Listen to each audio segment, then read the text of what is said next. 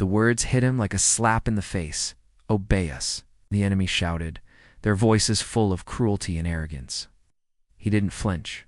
He didn't even breathe out of rhythm. The desert air shimmered in the heat, dust rising from the parched ground, swirling around his boots like warning spirits. Every muscle in his body was coiled, waiting. The sniper scope in his hands felt heavier, yet familiar, a tool of patience honed over years of silent vigilance. They thought they had control. They were wrong. Before I tell you what happened next, tell me in the comments where you're re-watching from. I love knowing who's listening.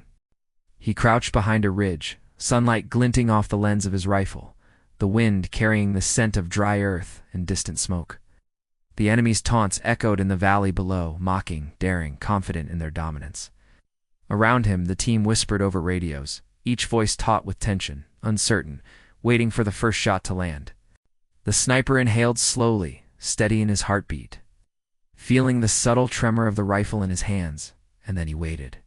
The heat shimmered above the ground, bending reality as if the world itself was holding its breath. He watched their movements, measured and calculated, noting the smallest gestures, a twitch of a finger, angle of a head, the rhythm of a footstep. Time seemed to slow, the world narrowing to a single, perfect focus, the target. Every second was a decision, every breath a choice. They had mocked him, taunted him, assumed he was just another soldier on the line. But he had been trained for this, for silence, for patience, for the perfect moment, when all the world falls away and only the shot matters. His mind replayed every mission, every training drill, every night spent alone under the stars, honing instincts that had been sharpened into precision. A sudden gust of wind stirred the dust at his feet, brushing against his cheek, whispering secrets of timing and trajectory. He adjusted his aim slightly, factoring in the shift, the heat, the distance.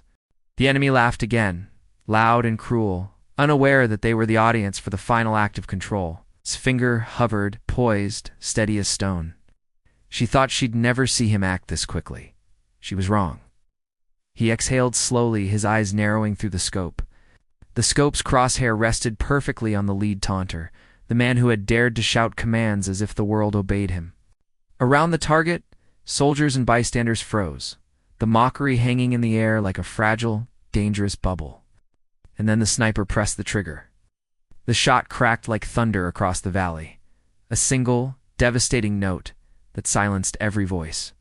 The lead taunter dropped, not from fear, but from precision incapacitated, stunned. The arrogance that had fueled his shouts replaced with disbelief.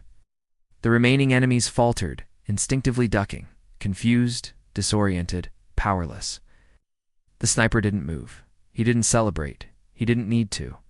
The lesson had been delivered. Around him, the team exhaled in quiet awe. Murmurs spread like wildfire through the ranks.